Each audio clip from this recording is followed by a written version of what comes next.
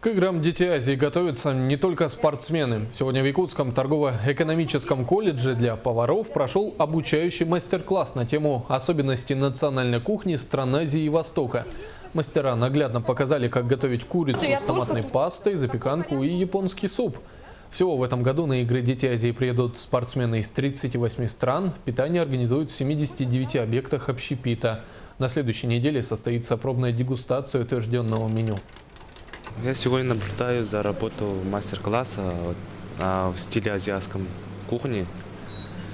Вот, пока сижу, смотрю.